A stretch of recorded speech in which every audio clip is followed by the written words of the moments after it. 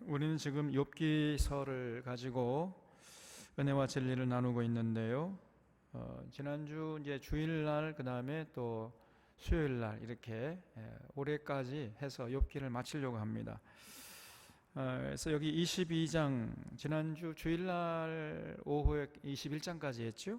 그래서 22장부터 오늘 24장까지 말씀을 통해서 은혜와 진리를 나누려고 하는데 22장부터는 이제 엘리바스, 빌닷, 소발 이 세 친구들이 벌써 한 바퀴 돌고 두 바퀴 돌았잖아요. 그 다음에 이제 22장부터는 세 바퀴째 돌면서 또다시 번갈아가면서 욥을 괴롭히는 거예요. 참 못 말리는 사람들이었습니다, 여러분. 22장 1절을 보겠습니다. 대만 사람 엘리바스가 대답하여 이르되 사람이 어찌 하나님께 유익하게 하겠느냐? 지혜로운 자도 자기에게 유익할 따름이니라.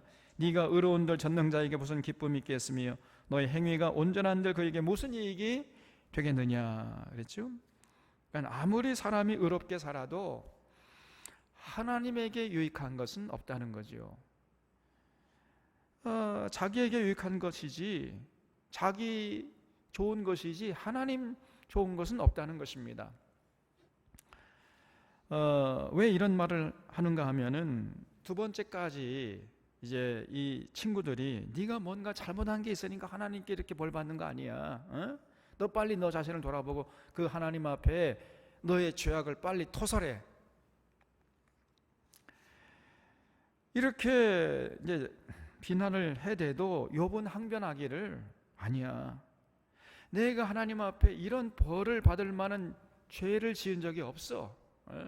나는 하나님 앞에서 정말 의롭게 살아왔어. 이렇게 항변하니까 지금 이 엘리바스가 네가 의로운들 전능자에게 무슨 기쁨이 있겠으며 네가 행위가 온전한들 하나님에게 무슨 이익이 있겠느냐 이거사. 자, 이러면서 지금 타박하는 거죠. 근데 사실은 이 엘리바스의 말은 일견 맞아요. 그렇죠? 여러분, 우리가 이 땅에 사는 동안에 우리가 아무리 의롭게 살아간들 하나님에게 유익이 있습니까? 없습니까? 하나님에게는 아무 유익이 없어요. 그래서 하나님께서 우리에게 이렇게 살라고 하시는 것은 우리 좋으라고, 우리 행복하라고 하는 차원에서 하시는 말씀이지 하나님 좋으라고, 하나님 좋자고 하는 말씀이 아니라는 것 제가 언제나 말씀드렸잖아요. 그래서 하나님이 우리에게 율법을 요구하시는 것은 그 근본 목적이 뭐냐? 하나님을 위한 것이 아니라 바로 우리를 위한 것. 우리 이 땅에 사는 동안 한 번밖에 없는 인생 행복하게 살라고 하나님이 그렇게 그냥 안달복달 하시면서 율법을 요구하시는 겁니다. 그래서 우리가 이 땅에서 의롭게 살려고 애쓰는 것은 하나님을 위한 것이 아니라 우리 자신을 위한 것이다. 이걸 언제나 잊지 말아야 됩니다. 그래서 우리가 의로운들 전능자에게 무슨 기쁨이 있겠느냐? 전능자에게 무슨 이익이 있겠느냐? 이 엘리바스의 말은 일견 맞아요. 그러나 좀 더 깊이 생각해 보면은 그러나 또 이 엘리바스의 말은 틀린 말입니다. 또 왜 그래요? 우리가 이 땅에 사는 동안 의롭게 사는 것은 우리를 위한 것은 사실이지요. 그러나 사실은 또 하나님을 위한 것도 되는 거예요. 왜냐하면은 우리가 의롭게 살아가면은 그럼 반드시 우리가 이제 이 땅에서 행복하고 은혜와 평안 가운데 참 자유를 만끽하며 살게 되지요. 그러면 그렇게 행복하게 정말 멋지게 살아가는 모습을 보면서 하나님이 기뻐하시는 겁니다. 그래서 하나님이 직접적으로 뭐 유익한 것은 없지만 간접적으로 우리가 행복한 것을 보시면서 하나님이 행복해 하시는 거예요. 그래서 간접적인 유익이 있는 것입니다. 그래서 이 엘리바스의 말은 일견 맞지만은 또 틀리기도 해요. 엘리바스는 하나만 알고 둘은 모르는 거지요. 지금 욥이 하도 자기가 하나님 앞에서 의롭다고 하니까 지금 욥의 말을 트집자기 위해서 시비하는 것에 불과한 것입니다. 4절에 하나님이 너를 책망하시며 너를 신문하심이 너의 경건함 때문이냐? 그러니까 이 말은 너는 자꾸 의롭다고 하는데 그리고 예배 열심히 드렸고 율법을 다 지켰다고 이렇게 하는데, 그런데 지금 하나님이 너를 지금 책망하지 않느냐? 그래서 너 지금 벌 받고 있잖아. 에? 그럼 너는 의롭고 너는 완전하다고 하는데 하나님 널 책망하고, 그러면 결국은 네 말인즉슨 하나님에게 문제가 있다는 말이 아니냐 이거사. 지금 이런 얘기죠. 그래서 사실은 네가 너는 하나님 앞에서 완전하게 완벽하게 살아왔다고 하는데, 네가 뭐 예배드리고 열심히 율법을 다 지켰다고 하는데, 그런데 사실은 네가 하나님 앞에서 뭔가 잘못한 것이 있다는 거예요. 사실은 너는 너의 차원에서 네 딴에는 열심히 지금 의롭게 살아간다고 살고 있지만은, 그러나 하나님 보실 때는 너에게 부족한 점이 많다는 겁니다. 그래서 네가 의롭게 사는 것 때문에 너를 보라는 것이 아니라, 네가 지금 잘못 살아가는 것, 그것이 있는데 네가 지금 알지 못하고 있을 뿐인데, 그걸 하나님이 보시면서 지금 책망한다는 거예요. 쉽게 말하면은 욥의 경건함 정도, 욥의 의로움 정도 가지고는 하나님의 수준에는 이게 성이 안 찬다는 겁니다. 하나님 앞에서는 그 정도 가지고는 택도 안 된다, 없다는 거예요.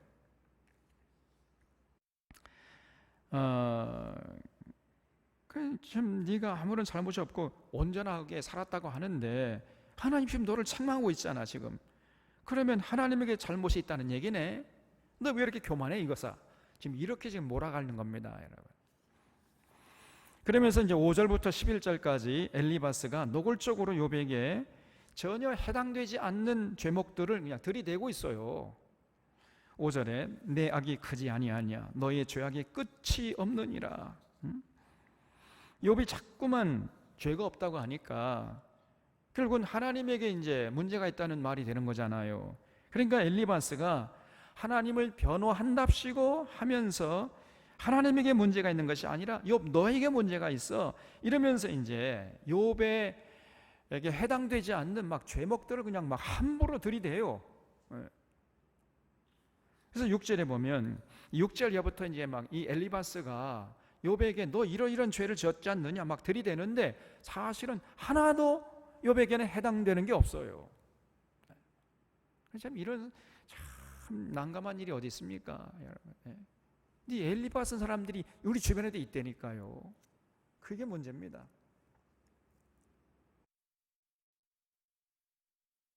그래서 6절에 까닭 없이 형제를 볼모 잡으며 헐벗은 자의 의복을 벗기며, 그래서 네가 까닭 없이 형제를 볼모 잡지 않았느냐는 거죠. 근데 욥은 절대로 까닭 없이 형제를 볼모 잡은 적이 한 번도 없었습니다. 나중에 나옵니다만은 욥이 진짜 그렇게 고백을 해요. 내가 형제를 볼모 잡은 적이 한 번도 없다고 하나님 앞에 맹세합니다. 그런 걸 보면은 정말 욥이 의롭게 살려고 몸부림치고 발버둥 쳤거든요. 그런데 엘리바스가 와가지고 그냥 함부로 하나님을 변호한답시고 욥에게 너에게 이런 잘못이 있지 않느냐 이러면서 막 죄를 들이대는 거지요. 너 헐벗은 자의 의복을 벗겼잖아. 너 가난한 사람들의 고유를 빨아가지고 너 뱃속 챙겼잖아 이거사. 그러니까 네가 이렇게 잘 먹고 잘 살아왔던 거지. 이러면서 욥을 졸지에 그냥 놀부 같은 뺑덕 어멍 같은 이런 사람으로 그냥 전락을 시켜버려요. 그러니까 욥이요 얼마나 억울하겠습니까? 욥은 하나님이 인정하시는 당시의 중동에서 가장 큰 부자였단 말이에요. 정말 욥은 정직하게 성실하게 땀 흘려 일해가지고 돈을 버는 겁니다. 가난한 자의 그 고유를 빨아가지고 자기 뱃속 챙기는 게 한 번도 없었단 말이에요. 이 엘리바스라는 사람이 지금 자꾸 주제넘게 함부로 욥을 판단하고 정죄하고 있잖아요. 7절에 목마른 자에게 물을 마시게 하지 아니하며 줄인 자에게 음식을 주지 아니했구나. 욥이 그렇게 했다는 거죠. 근데 안 했습니다. 욥은요 목마른 자에게 물을 마시게 했고 줄인 자에게 음식을 주었어요.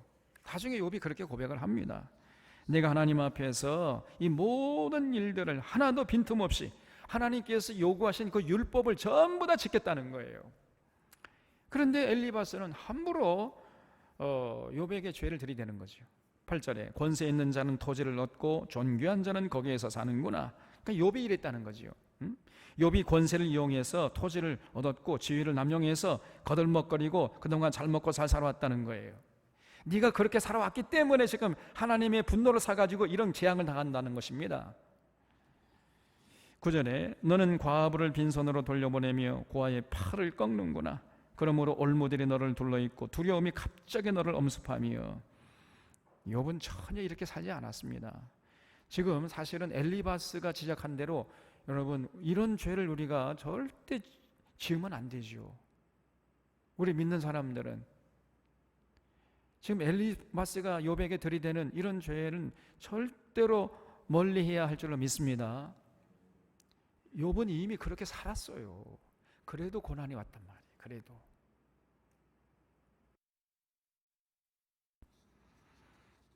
율법에 전부 그렇게 지금 엘리바스가 지금 욥에게 들이대는 그 죄목들, 그 하나님이 싫어하는 그 죄목들이라고 율법에 다 나와 있잖아요. 그래서 욥은 철저하게 그렇게 살지 않으려고 노력을 했던 것입니다.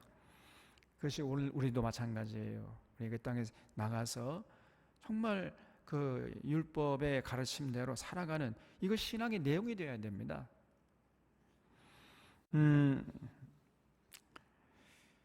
12절에 하나님은 높은 하늘에 계시지 아니하냐. 보라 우두머리 별이 얼마나 높은가. 그러나 내 말은 하나님이 무엇을 하시며 흑암 중에서 어찌 심판할 수 있으랴. 빽빽한 구름이 그를 가린지 그가 보지 못하시고 둥근 하늘을 거니실 뿐이라 하는구나. 그러니까 욥이 그렇게 말한 것은 사실이죠.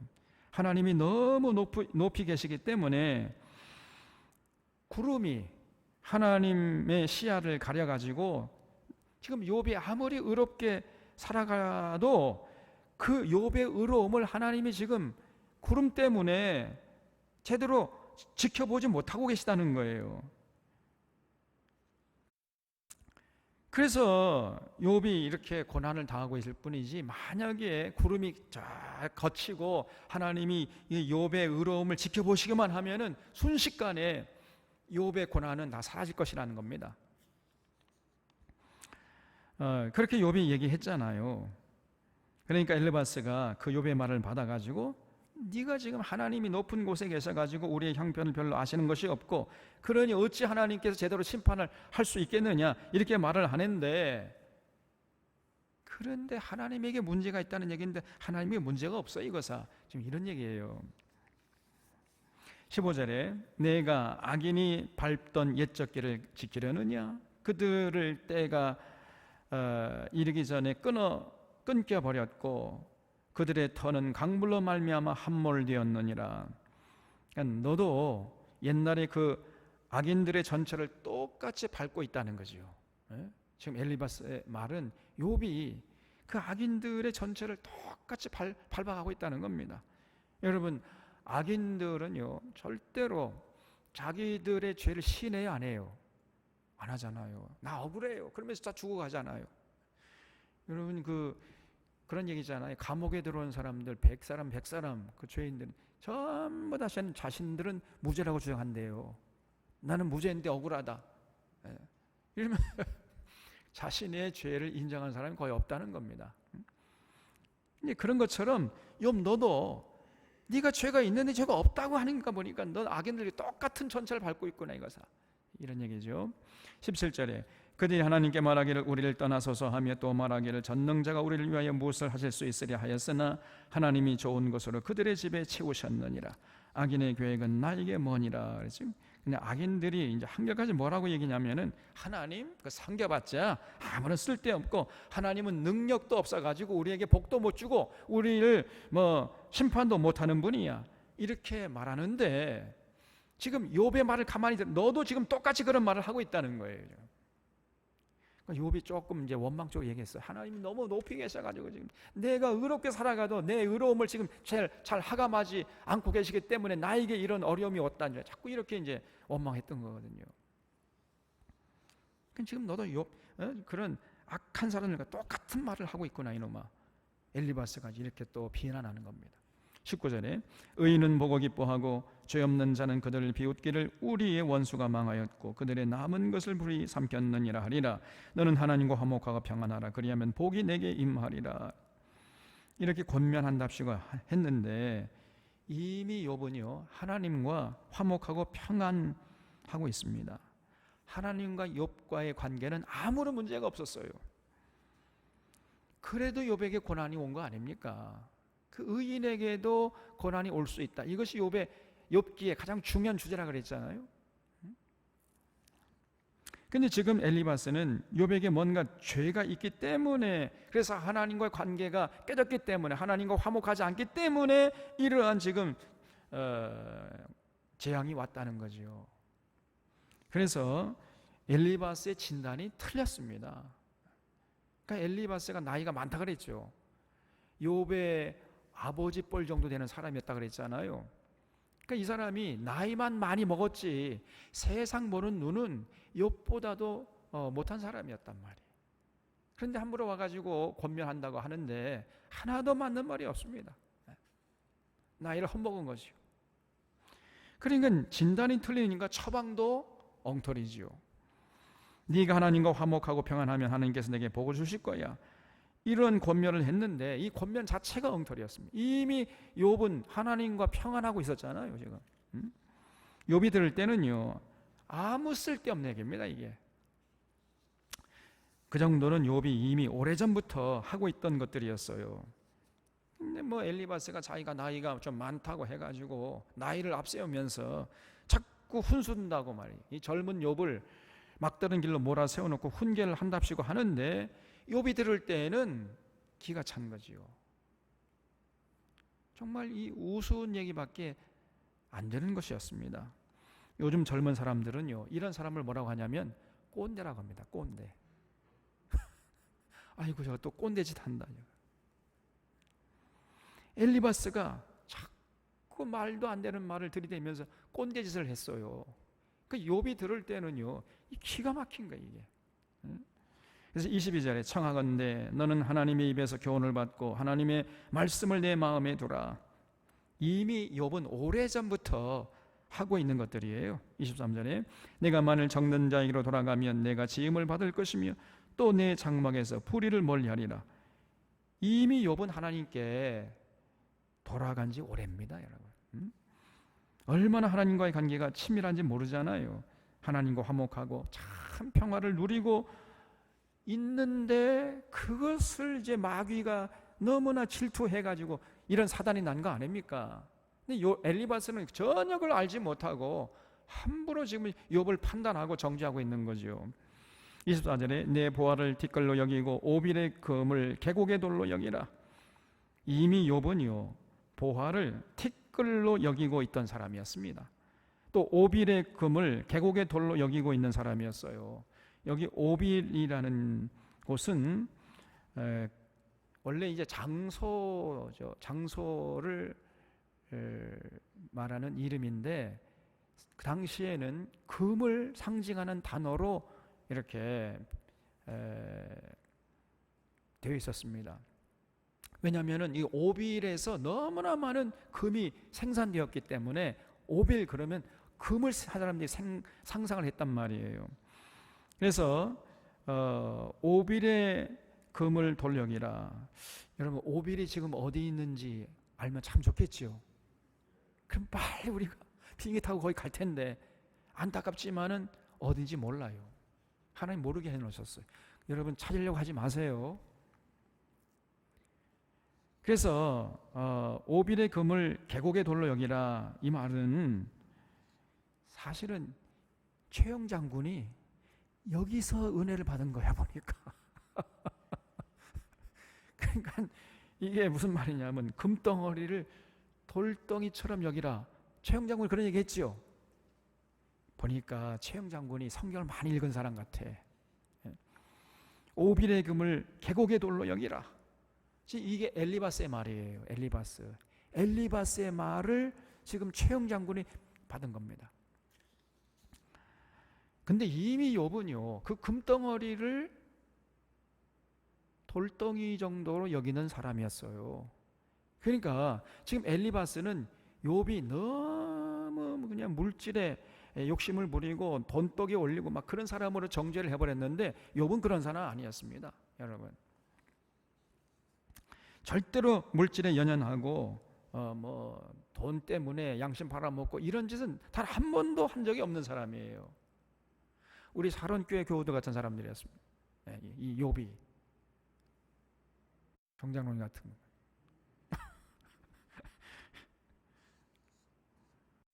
그런데 이미 그렇게 하고 있는데 그냥 이 엘리바스가 비싼 밥 먹고 그냥 할 일 없으면 집에 가서 빨리 잠이나 자지 말이. 25절에 그리하면 전능자가 내 보화가 되시며 내게 고귀한 은이 되시리니 이에 내가 전능자를 기뻐하여 하나님께로 얼굴을 들 것이라. 너는 그에게 기도하겠고 그는 들으실 것이며 너의 소원을 내가 갚으리라. 내가 무엇을 결정하면 이루어질 것이요 내 길에 빛이 비치리라. 그러니까 욥이 들을 때는요, 이건 가당치 않은 얘기입니다. 이 말은 욥에게 해당되는 말이 아니고 엘리바스에게 해당되는 말이에요. 자기가 지금 그렇게 해야 할 일들을 지금 쏟아내고 있는 거죠. 이 욥은요, 이미 엘리바스가 지금 쏟아내고 있는 말 그대로 이미 벌써 다 하고 있는 것들입니다. 그러니까 욥이 엘리바스보다 훨씬 수준 높은 삶을 살고 있었던 거예요. 그러니까 바둑으로 말하면은 아마추어 8급이 지금 프로 8단에 와가지고 이래라 저래라 지금 훈수하고 있는 경우나 똑같은 거죠. 지금 이게 엘리바스가 분수를 모르고 함부로 욥을 판단하고 정죄하고 있는 겁니다. 그러니까 욥이 들을 때는요, 기가 막힌 거죠. 29절에 사람들이 너를 낮추거든 너는 교만했노라 말하라. 하나님은 겸손한 자를 구원하시리라. 그 욥이 교만하다는 거죠 지금. 그러니까 욥이 들을 때 그래 내가 그럼 교만했나? 아무리 자신을 돌아봐도 교만한 적이 없었어요 욥은. 아니 교만해야 교만했다고 할 거 아닙니까? 교만하지도 않았는데 교만했다고 시인하면 그 자체가 교만한 거지. 그러니까 욥이 죽을 지경이에요. 그냥 이 미치고 팔짝 뛸 노릇이지 이게. 자기는 교만하지 않았는데 엘리바스 나이 지긋한 사람이 와가지고 자꾸 너 지금 교만해 이놈아 너. 네가 죄가 없다면 하나님이 지금 잘못한다는 얘기인데 너 왜 이렇게 교만하냐? 너 빨리 겸손하게 너 회개해. 너 하나님께 돌아갔다. 그래 하나님과 평안해야 너 지금 이 재앙을 벗어날 수 있어. 이렇게 말을 하는데 아무리 자신을 돌아봐도 자기가 교만한 적이 없거든요. 그러니 참 정말로 난처한 일이죠 이게. 그래서 30절에 죄 없는 자가 아니라도 건지시리니 내 손이 깨끗함으로 말미암아 건지심을 받으리라. 그래서 만약에 네가 정말로 너의 죄를 시인하고 회개하고 하나님께 내가 교만했습니다 이렇게 말하게 되면 하나님께서 네가 아무리 많은 죄를 지었다 할지라도 전부 용서하시고 너에게 복을 주실 거야 이런 얘기죠. 그래서 지금 22장 1절부터 30절까지 엘리바스가 이렇게 길게 말을 했지만은 욥에게는 단 한마디도 해당되는 말이 없었어요. 그 말을 들으면 들을수록 욥에게는 더욱 억울하고 고통스러울 뿐이었습니다. 그러니까 욥이 도저히 가만히 있을 수가 없잖아요. 그래서 또 욥이 이제 듣다 못해가지고 항변을 하는데 23장 1절, 그러니까 23장 24장 길게 욥이 또 항변을 해요. 1절 보겠습니다. 욥이 대답하여 이르되 오늘도 내가 반항하는 마음과 근심이 있나니 내가 받는 재앙이 탄식보다 무거움이라. 엘리바스의 말을 들으면서 욥의 마음에 그냥 막 이 굴뚝 같은 것이 막 올라온다는 거예요. 그냥 막 항변하고 싶은 그 마음이. 왜냐하면 욥에게 전혀 맞지 않는 말들을 자꾸 쏟아내니까요. 그러면서 시인하라고 윽박지르니까요. 나이를 앞서가면서. 그러니까 반항하는 마음이 막 굴뚝처럼 막 솟아오는 거예요. 여러분, 우리가 권면하려면은 그 사람이 형편을 잘 살피고 그 사람에게 적절한 말로 권면해야지 그 사람이 들을 거 아니에요. 전혀 그 사람에게 해당되지 않는 말을 하면서 자꾸 시인하라고 윽박지르면 되겠습니까? 그러면은 역효과만 나는 거지요. 그래서 이 욥이 엘리바스 말 들으면은요, 막 안에서 막 이런 마음이 그냥 확 굴뚝 같은 마음이 올라오는 거예요. 그냥 나이가 많아가지고 한번 나이가 적으면 그냥 한번 때려주고 싶은데 때릴 수도 없고 말이에요.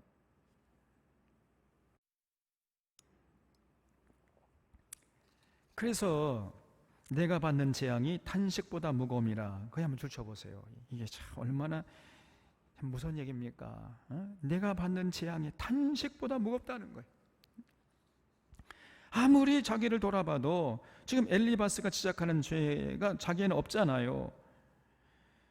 그런데 말로 형용할 수 없는 재앙은 계속되고 있고, 그래서 너무 고통스러워가지고 탄식에 탄식을 거듭해도 그 탄식보다 자기가 당하는 지금 그 재앙이 더 무겁다는 거예요. 그럴 정도로 이 욥은 고통스러워했는데 세 친구들은 그 욥의 고통을 전혀 공감하지 못하고 자꾸만 욥을 더 고통스럽게 고통의 구렁텅이에 밀어넣었던 거지요. 여러분, 근데 이 욥기 내용이 그 당시에만 있었던 게 지금 오늘 이 시대에도 똑같이 반복되고 있단 말이에요. 이런 사람들이 주변에 많습니다. 이웃의 아픔을 전혀 공감하지 못하고 함부로 판단하고 정죄하고 비판하고 비난해야 되는 이런 사람들이 있단 말이에요. 그래서 여러분, 절대로 우리는 이런 실수를 범하면 안 되죠. 자기의 조그마한 지식과 경험을 가지고 고난당하는 이웃에게 함부로 들이대면서 재단을 벌이는 이러한 어리석음을 우리는 절대로 반복하면 안 됩니다. 3절에 내가 어찌하면 하나님을 발견하고 그의 처소에 나아가리요 어찌하면 그 앞에서 내가 호소하며 변론한 말을 내 입에 채우고 내게 대답하시는 말씀을 내가 알며 내게 이르시는 것을 내가 깨달으리야. 그렇죠. 그러니까 지금 욥의 소원은 딱 한 가지예요. 뭐냐면은 하나님과 직접 대면해서 하나님과 대화하면서 자신의 억울함을 하소연, 직접 하나님께 아뢰는 것입니다. 그러면 하나님이 반드시 나의 의로움을 인정해 주실 것이고 이 재앙에서 순식간에 나를 벗어나게 해주실 것이다. 이런 확신이 욥에게 있었던 거예요. 그래서 어떻게 하면 하나님을 만나 대화할 수 있을까? 어떻게 하면 하나님을 발견하고 어떻게 하면 그 처소에 나가서 나의 억울함을 변론할 수 있을까? 이게 욥의 소원이었는데, 그런데 문제는 뭐냐? 아무리 돌아봐도 하나님이 어디 계신 줄 알 수가 없단 말이에요. 하나님이 안 보이시니까. 이게 하나님을 만나기만 하면은 자신의 문제가 당장 순식간에 해결될 것 같은데, 그런데 문제는 사방팔방을 돌아봐도 하나님이 안 보이는 거예요. 하나님이 어디 계신지, 하나님 만나서 대화하고 싶은데, 자신의 억울함을 좀 하소연하고 싶은데 하나님이 어디 계신지 알 수가 있어야지. 이게. 하나님 만날 방법이 없다는 거예요. 그래서 지금 욥의 마음속에 지금 화병이 생긴 겁니다. 여러분, 왜 화병이 생기죠? 고난 자체 때문에 화병이 생기는 게 아닙니다. 아무리 큰 고난이 와도 자기의 억울함과 고통을 이해해주고 말이 통하는 대상이 있으면은 어떤 어려움이나 고난도 이겨낼 수 있어요. 그런데 그 자기의 고난이나 고통을 이해해줄 수 있는 그래서 대화가 통할 수 있는 한 사람, 그 사람이 없기 때문에, 그러면 이제 마음에 고통이 쌓이고 이제 화병이 생기는 거예요. 그 화병은요, 죽음에 이르는 병이라 그랬어요. 이건 약도 없습니다. 시름시름 앓다 그냥 죽어버려요. 무서운 병입니다. 이 마음의 병이라는 게 정말 무서운 거예요. 그래서 여러분, 누가 어려움을 하소하면 잘 들어주세요. 잘 들어준 것만 해도 그게 큰 하나님의 일인 줄로 믿으시기 바랍니다. 그냥 반문하지 말고 지적하지 말고 그냥 잘 들어줘요. 들어주기만 하는 것도 큰일이랍니까?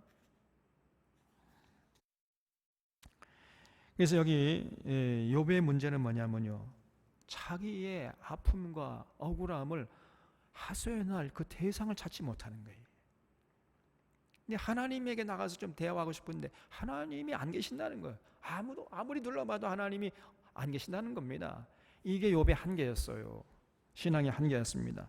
그래서 나중에 하나님께 욥이 책망을 받는데, 여러분, 우리 하나님 어떤 분이십니까?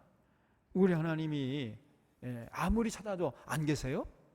우리 하나님은 어디에도 언제나 어디에서도 계시는 줄 믿으시기 바랍니다, 여러분. 특별히 여러분, 우리 하나님은요, 억울함을 당하는 사람들, 사회적으로 소외되고 억눌리고 차별받고 또 어떤 고통을 당하는 이런 사람들을 특별히 관심을 가지고 지켜보시고 하나님의 능력으로 함께 하시는 하나님이신 줄로 믿으시기 바랍니다, 여러분. 그것이 온전한 믿음이에요. 근데 욥은 온전한 믿음 같았는데, 사실 뭐 우리가 욥의 그 고난을 당해보지 않아서 함부로 욥을 평가할 수 없지만은, 근데 이제 욥은 너무나 큰 고통을 당한 나머지 하나님이 안 보인다는 거예요. 하나님이 지금 어디 뭘 너무 높게 계셔가지고, 또 아니면 졸고 계시거나 뭐 소풍 가셨는지 자신의 어떤 어려움을 전혀 지금 돌아보시지 않고 계신다는, 이게 이제 욥의 원망이고 불평이었던 거거든요. 그래서 나중에 하나님께 책망받습니다.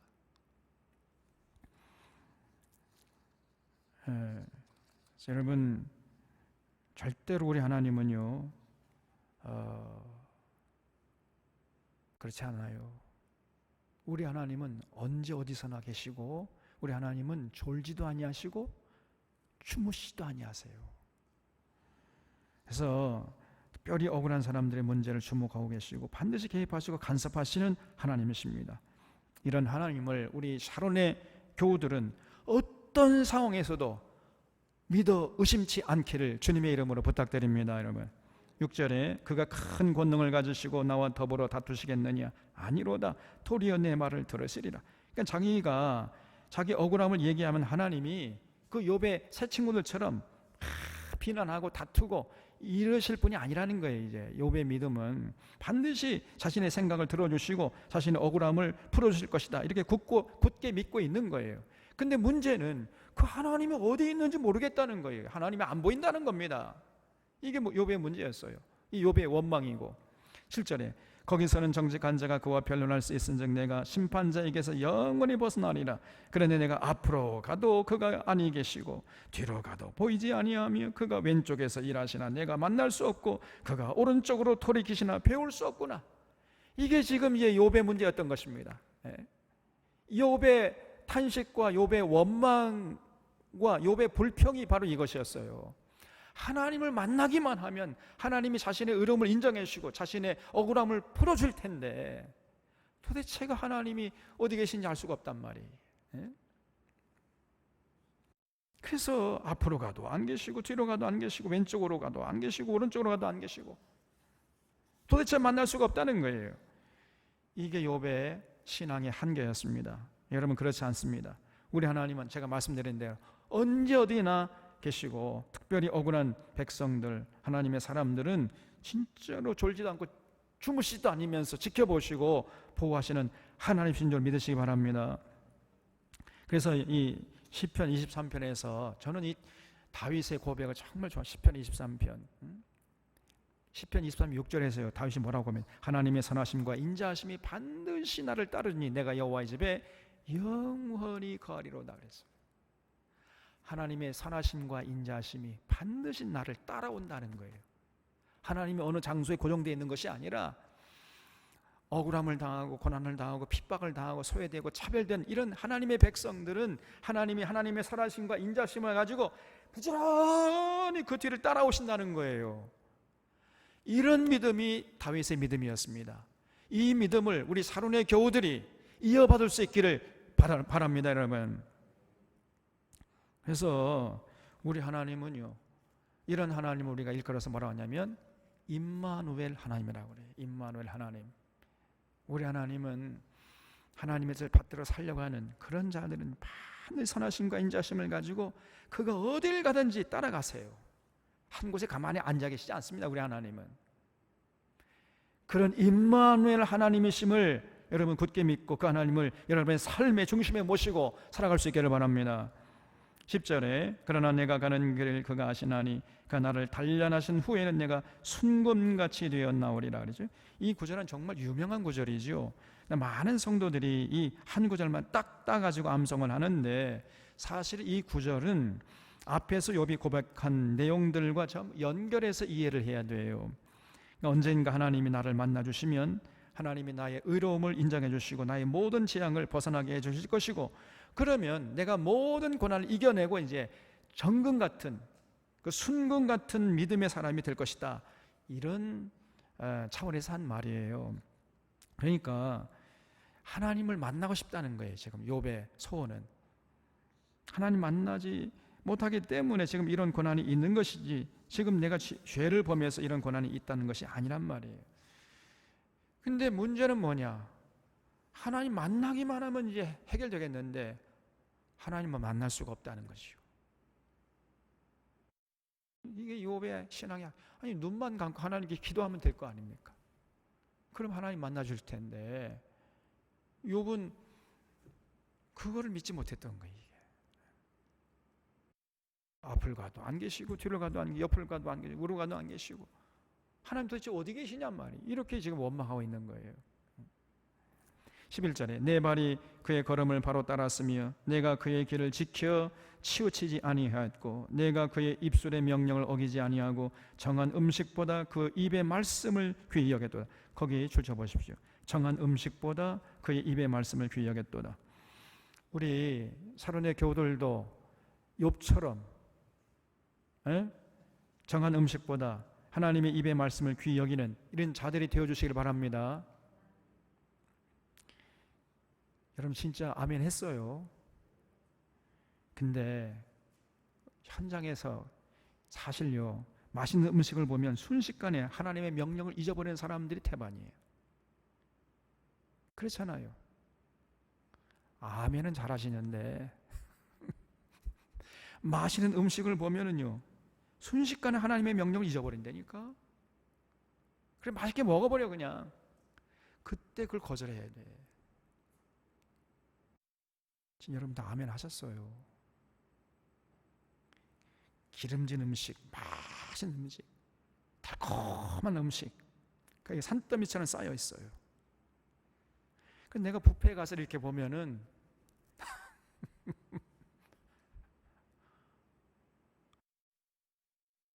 아이 쇠고기, 돼지고기 그런 것들 좀 조심해서 먹으라 했는데 그냥 이만큼 산더미처럼 쌓아가지고 갖고 목사, 목사 보지 마. 이러고 간다니까.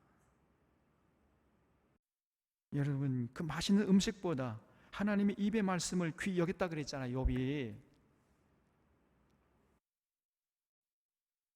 이번에 이제 또 제가 내일 모레 우리 정장로님 결혼식 가가지고 볼 거예요, 이제 진짜로.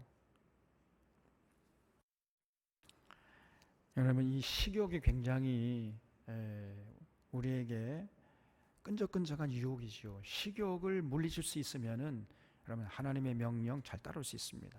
근데 대부분 사람들이 하나님 명령보다 식욕에 그냥 져버려. 안 됩니다. 여러분 식욕을 이기지 못하면 절대 하나님의 명령을 따를 수 없습니다.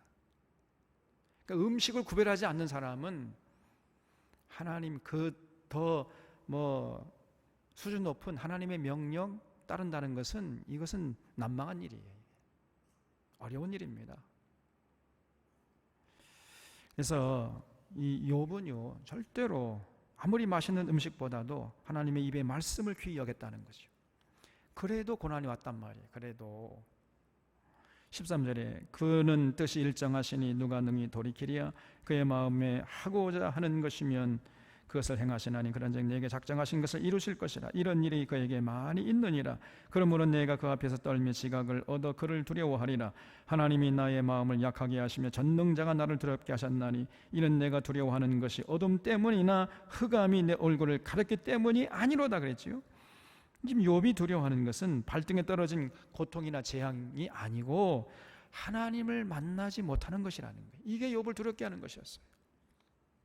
하나님 만나기만 하면은 자신의 모든 문제가 해결될 것으로 굳게 믿는데, 문제는 앞으로 가도 뒤로 가도 옆으로 가도 좌우로 가도 도대체 하나님 만날 수가 없다는 거예요. 그래서 두렵고 고통스럽다는 겁니다. 근데 사실은 그렇지 않잖아요. 여러분, 우리 하나님은요, 앞으로 가도 계시고 뒤로 가도 계시고 옆으로 가도 계시고 좌우로 가도 어디든지 계시는 줄로 믿으시기 바랍니다. 이게 이 욥이 지금 너무 고통 가운데 있다 보니까 욥이 지금 온전한 믿음 같았는데 온전한 믿음이 아니었단 말이에요. 이게. 우리 하나님은 언제 어디나 계시고 하나님의 뜻을 받들어 살려는 하나님의 백성들은 눈동자같이 계시고 보호하시는 하나님이십니다. 여러분, 늘 은혜의 방패로 보호하시고 때로 어려움을 허락하시지만은 그러나 어려움을 당할 즈음에는 피할 길을 내서 능히 감당케 하시는 이런 하나님이시란 말이에요. 우리 사랑하는 교우들은 이걸 굳게 믿으시기 바랍니다. 이 믿음 위에 서는 자들이 결국은 여러분 순교의 반열에 들 수 있어요. 그러니까 죽음마저도 이겨낼 수 있는, 죽음의 상황 가운데서도 하나님 지금 나와 함께 하신다는 굳게 믿는 믿음, 이게 온전한 믿음입니다. 그런 믿음의 수준까지 우리가 나가야 돼. 그러면은 원망하거나 불평하거나 낙심하거나 그런 게 아무것도 없잖아요. 그러나 욥은 거기까지 나가지 못한 거예요. 그러면서 24장에서 욥이 계속해서 자신의 억울함을 토설하고 있어요. 그 24장 한 장 전체가 억울하다고 하면서 하나님을 원망하는 내용으로 채워져 있습니다. 24장 1절에 어찌하여 전능자는 때를 정해놓지 아니하셨는고 그를 아는 자들이 그의 날을 보지 못하는고. 여기서 때는 이제 심판의 때죠. 하나님이 심판의 때를 정해놓지 않으셨기 때문에 지금 내게 어려움이 있다는 거죠. 하나님을 신실하게 섬기는 자들은 하나님께서 심판의 날을 좀 알게 해주셨으면 좋았을 텐데 하나님이 알게 해주지 않았다는 거예요. 심판의 때를 알게 해주시면은 인내할 수도 있고 어떤 고난도 참아낼 수 있을 텐데 그 때를 정해놓지 않아서 그 때가 언제인지 알 수가 없기 때문에 더욱 고통스럽다는 거지요. 또 심판의 때를 정해놓으면, 그래서 그 때를 알게 하면은요, 악한 자들이 악한 짓을 마음 놓고 할 수 있겠습니까? 마음 놓고 못할 거래요. 악한 짓을 하다가도 심판의 때가 가까이, 아이고 이제 나 그만해야지, 이렇게 돌아설 거 아닙니까? 근데 문제는 하나님이 심판의 때를 정해놓지 않고 그 심판의 때가 언제인지 알게 하지 않았기 때문에 저 악한 사람들이 하나님 들어오는 줄 모르고 그렇게 악한 짓을 지금 계속하고 있다는 거지요. 그런데 여러분 한번 생각해 보세요. 하나님께서 심판의 때를 정해놓는 것이 좋겠습니까? 정해놓지 않는 것이 좋겠습니까? 다시 말해서 하나님이 이 날이 심판의 때다 이렇게 우리에게 알게 하는 것이 좋겠어요? 모르게 하는 게 좋겠어요? 모르게 하는 게 좋은 겁니다. 알게 하시면 어떤 현상이 벌어지겠어요? 그 날을 알기 때문에 여러분 그 날이 되기 전까지는 그야말로 지옥이 될 거예요. 그렇죠? 사람들이 저마다 그 날이 되기 전까지 그냥 온갖 악한 짓을 할 거 아니에요. 내가 그날 자정에 12시가 되기 직전에 아이고 하나님 잘못했습니다, 회개합니다, 그럴 거 아닙니까? 그러니까 하나님의 심판의 날을 모르게 하는 것이 정답이에요. 알게 하면 안 됩니다. 그러니까 욥의 생각이 짧았던 거지요. 2절에 어떤 사람은 땅의 경계표를 옮기며 양떼를 빼앗아 기르며, 그러니까 거기 어떤 사람은 땅의 경계표를 옮기며, 거기 줄 쳐주세요. 우리 하나님은요 땅의 경계표를 옮기지 말라고 율법서에서 계속해서 반복해서 말씀했습니다. 하나님께서 각자에게 너는 여기서 이 역할을 하면서 살아라 라고 줄로 재어준 구역이 있어요. 그거를 경계표라고 합니다. 그 경계표 안에서 살아야지 그 경계표 밖에 나오면 안 된다는 거예요. 그런데 어리석게도 많은 사람들이 자꾸만 그 하나님의 경계표 밖으로 나가고 싶어 해요. 경계표 안에 있을 때 우리가 진정한 평안과 기쁨과 자유함을 누리며 살 수 있거든요. 그런데 사람들은요 자꾸 그 경계표 밖을 동경해.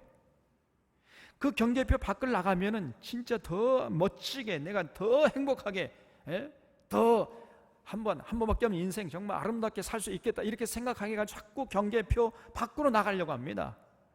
여러분, 그 경계표 밖으로 나가면은 순식간에 누리던 평안과 기쁨과 자유가 사라져버려요.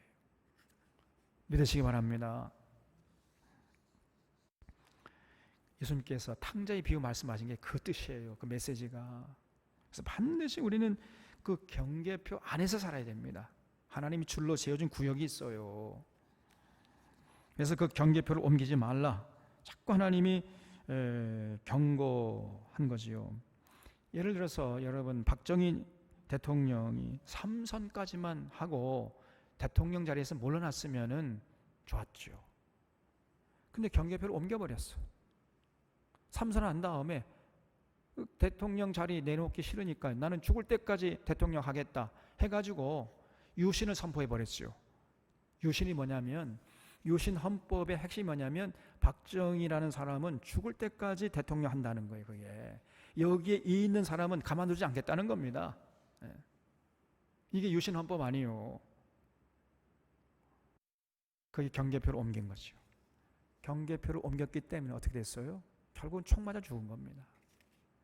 경계표를 옮기는 것이 이렇게 하나님에서 무서운 죄예요. 지금 욥이 하는 말은 하나님이 심판의 때를 정해놓지 않았기 때문에 사람들이 하나님 앞에서 이렇게 무서운 짓을 하고 있다는 거예요. 경계표를 함부로 옮기고 있다는 거예요. 그러니까 이 모든 책임이 하나님께 있다는 거예요. 그러면서 하나님을 지금 원망하고 있는 겁니다.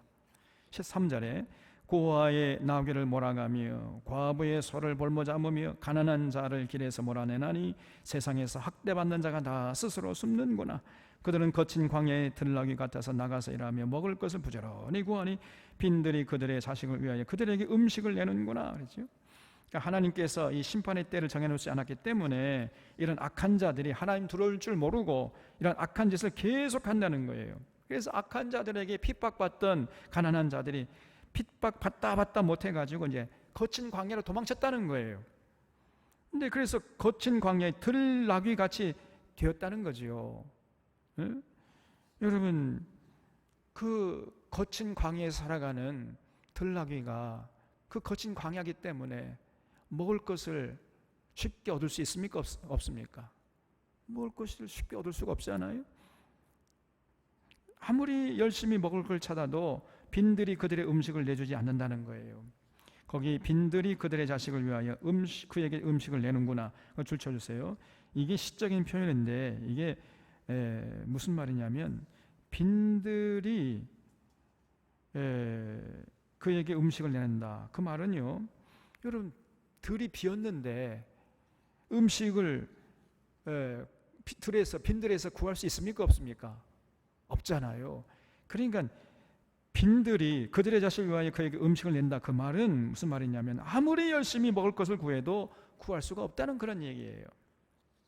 그래서 악한 자들에게 핍박받던 사람들이 숨을 곳을 피해가지고 광야로 도망쳐서 거기서 먹고 살기 위해서 아무리 열심히 일을 해도 양식을 얻기 쉽지 않다는 그런 얘기입니다.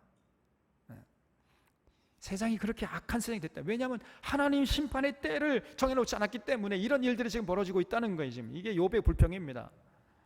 아무리 새벽부터 밤늦게까지 뼈 빠지게 일을 해도 한 끼 입에 풀칠할 수 없는 이런 세상이 됐다는 거예요.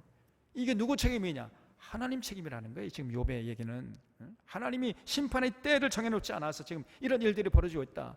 이렇게 지금 원망해야 되는 거죠. 6절에 밭에서 남의 꼴을 베며 악인이 남겨둔 포도를 따며 의복이 없어 벗은 몸으로 밤을 지내며 추워도 덮을 것이 없으며 산중에서 만난 소나기에 젖으며 가릴 것이 없어 바위를 안고 있느니라. 그래서 가난한 사람들이 악한 자들에게 다 뺏기고 남은 것이 없어가지고 찢어지게 가난하게 산다는 거지요. 이런 현상이 왜 벌어지느냐? 하나님 때문이라는 거예요. 하나님이 때를 정해놓지 않아서 그렇다는 거예요. 그래서 하나님 두려운 줄 모르고 저 사람들이 저렇게 악한 짓을 하고 가난한 사람들은 저렇게 핍박을 받고 고생스럽게 살고 있다는 것입니다. 이게 욥의 생각이었어요. 그 9절에 어떤 사람은 고아를 어머니 품에서 빼앗으며 가난한 자의 옷을 볼모 잡음으로 그들이 옷이 없어 벌거벗고 다니며 곡식 이삭을 나누나 굶주리고 그 사람들의 담 사이에서 기름을 짜며 목말라 하면서 술투를 밟느니라. 그 사람들의 담 사이에 살 때 그 사람들은 이제 부자들이죠. 악한 사람들, 막 권력을 남용해가지고 자기 뱃속 챙겨가지고 부자가 된 사람들, 그 사람들의 담 사이에서 기름을 짠다. 이게 무슨 말이에요? 여러분, 부자들의 담 사이에 뭐가 있었냐면은 옛날에 이건 이제 이스라엘 문화인데요, 올리브 나무가 있었어요. 올리브 나무. 올리브 나무가 그 부자들 사이에 담 경계를 가르는 그런 경계선이었단 말이에요. 그래서 부자들 사이에 담이라는 것은 올리브 나무를 말하는데, 그 올리브 나무에 이제 열매가 열리잖아요. 그 열매를 따가지고 이제 기름을 짜죠. 그게 올리브 기름 아닙니까? 그래서 그 가난한 사람들이 부자들의 노예가 되어가지고 부자들의 나무에서 난 열매, 그 올리브 열매를 가지고 아무리 기름을 짜줘도 삭을 제대로 받지 못한다는 겁니다. 그래서 배고픔을 해결하지 못한다는 거예요. 아무리 열심히 일을 해도 목마름을 해결할 수 있는 물 한 모금을 얻을 수가 없다는 거죠. 이렇게 세상이 악한 세상이 되고 말았다는 거예요. 근데 그 책임이 하나님께 있다는 거예요. 욥의 말은 12절에 성중에서 죽어가는 사람들이 신음하며 상한 자가 부르짖으나 하나님이 그들의 참상을 보지 아니하시느니라. 지금 하나님이 이러한 그들의 억울함과 참상을 보지 않기 때문에 세상에 이런 억울한 그런 불공평한 세상이 되고 만나는 거지요. 그래서 자신도 지금 그런 사람 중에 한 사람이라는 거예요.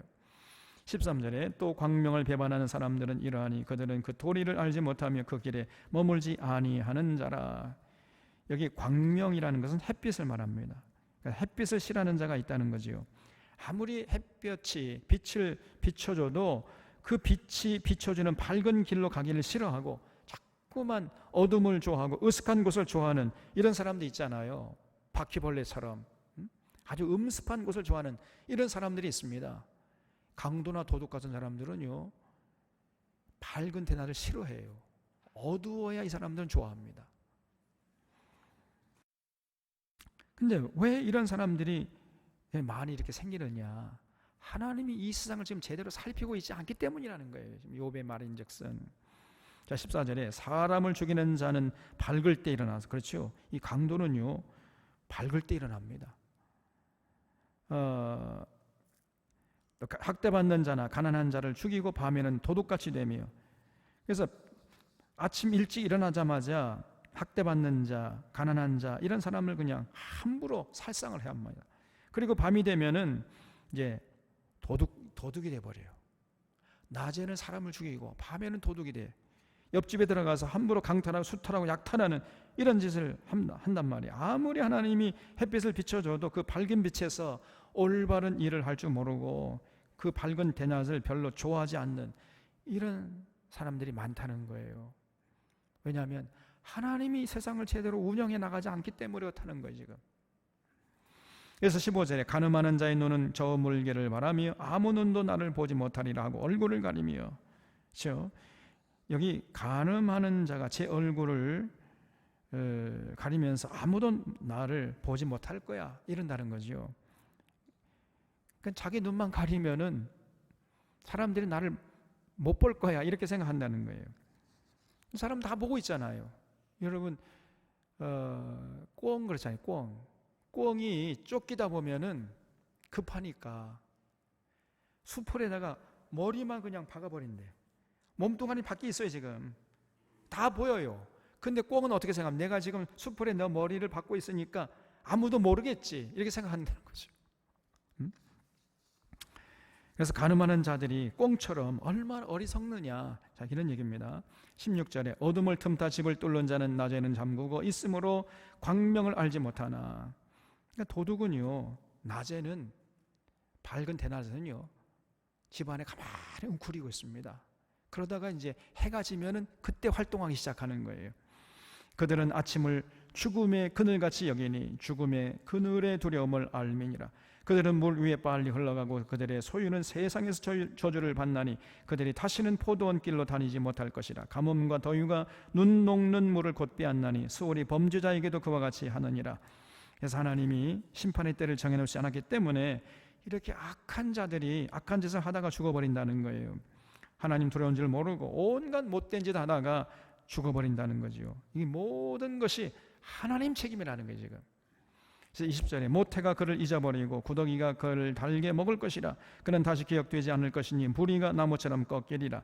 그는 임신하지 못하는 여자를 박대하며 과부를 선대하지 아니하는도다. 그러나 하나님이 그의 능력으로 강포한 자들을 끌어내시나니 일어나는 자는 있어도 살아남을 확신은 없으리라. 그러니까 하나님이 능력으로 악한 자들을 끌어내신다는 건데, 그래서 그분이 한번 그냥 심판하기만 하면은 그런 악한 자들은 아무도 살아남을지 못하는데, 문제는 뭐냐? 하나님이 심판의 때를 정해놓지 않았다. 다시 말하면 하나님 좀 게으르시다는 거예요. 하나님 이 세상을 좀 부지런히 돌아보면서 좀 막 심판할 때는 심판하고 그래야 되는데 그냥 가만히 계시다는 거, 하나님이. 그렇기 때문에 저런 악한 자들이 자꾸 일어난다는 거예요. 23절에 하나님은 그들에게 평안을 주시며 지탱해 주시고 그들의 길을 살피시도다. 그들은 잠깐 동안 높아졌다가 천대를 받을 것이며 잘리어 모아진 곡식 이삭처럼 되리라. 가령 그렇지 않을지라도 능히 내 말을 거짓되다고 지적하거나 내 말을 헛되게 만들 자 누구리야 그랬죠.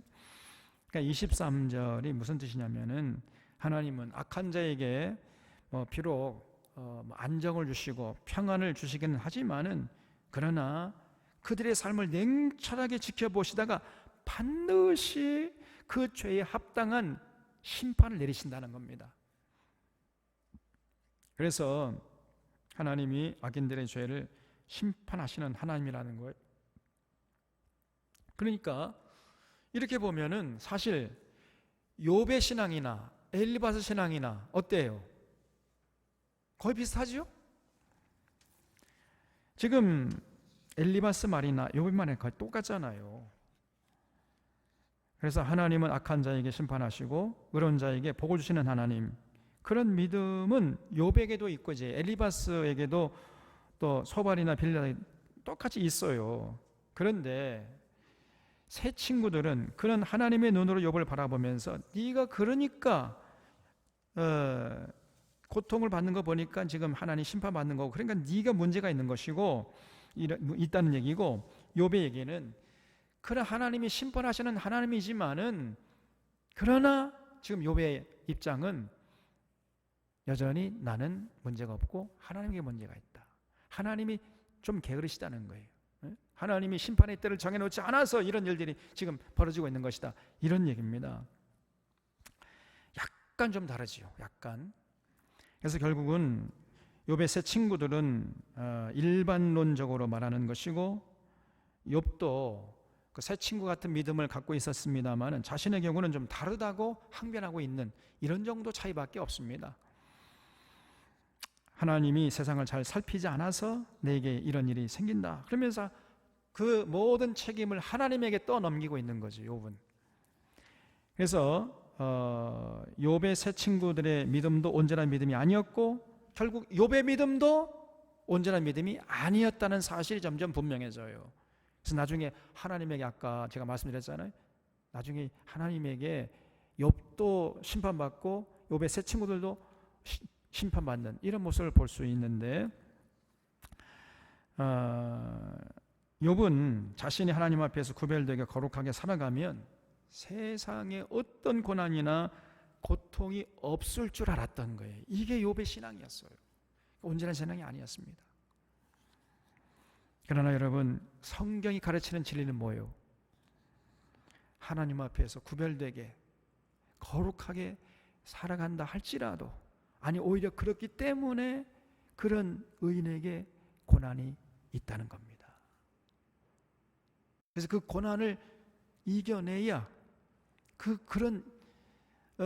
고난을 이겨내면서 그 진리의 길, 생명길을 포기하지 않는 자가 결국은 천국의 주인공이 된다는 거예요. 이것이 성경이 가르치는 진리 중에 진리인 줄로 믿으시기 바랍니다, 여러분. 이걸 우리가 한마디로 뭐라고 하느냐? 십자가의 도라고 그래요. 십자가의 도. 오늘날 한국교회가 이 십자가의 도가 희미해지고 있어요. 이게 가장 큰 문제입니다. No cross, no crown이에요. 여러분, 십자가가 없으면요 영광의 면류관도 없는 것입니다. 이것이 창세기부터 요한계시록까지 성경 전체를 통해서 우리에게 전해준 진리 중에 진리인데, 지금 한국교회 이 진리가 희미해지고 있어요. 예수 잘 예배되면 그쵸, 잘 먹고 잘 살고 출세하고, 왜 우리에게 고난이 오느냐, 우리가 예수 잘 못 믿기 때문에 고난이 온다, 이런 식의 설교가 주류를 이루고 있단 말이에요. 그렇지 않습니다. 우리가 세상에 나가서 하나님의 뜻대로 살면은 오히려 그렇기 때문에 고난이 있다는 거예요. 이게 성경의 가르침이에요. No cross, 십자가가 없는 삶은, 고난이 없는 삶은 영광의 부활의 면류관이 없다. 이것이 성경의 진리 중에 진리라니까요. No sweat, no sweat입니다, 여러분. 땀 흘림이 없으면 달콤함이 없는 거예요. 근데 세상은 지금 많은 한국교회 많은 목사님들이 땀 흘림이 없어도 달콤함이 있을 수 있다, 이렇게 가르친다니까요. 그런 성경의 가르침이 아닙니다. 땀 흘림이 없이 달콤함을 취할 수 있다, 이게 마귀의 달콤한 속삭임이에요. 절대로 거기에 우리 사랑하는 사랑하는 교우들은 휘둘리지 않을 수 있기를 바랍니다. 여러분, no cross, no crown, no sweat, no sweat이에요. No sweat, no sweat. 그래서 우리 사랑하는 사랑하는 교우들은 이 십자가의 도, 믿음 위에 굳건히 서서 정말 참된 믿음의 소유자로서 끝까지, 호흡이 끊어지는 그 순간까지 달려기를 다 달리고 선한 싸움을 싸우고 믿음을 지킬 수 있는 그러한 참 믿음의 소유자들 다 되시기를 바랍니다. 하겠습니다.